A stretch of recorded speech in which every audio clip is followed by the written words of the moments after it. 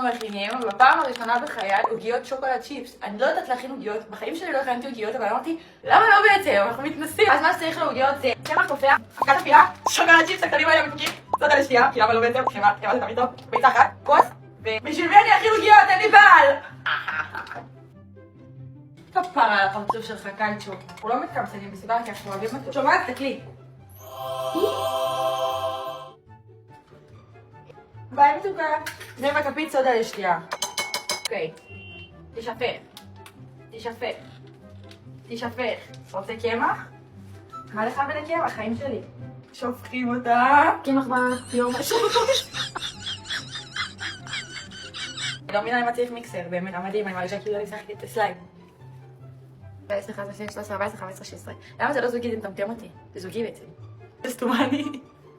פעם אחת הכנתי עוגה, ליום הולדת של אמא שלי, וניסינו לחתוך את העוגה.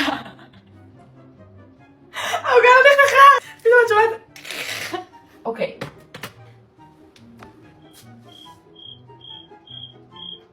עכשיו למבחן הטעימה. אחותי, וואו.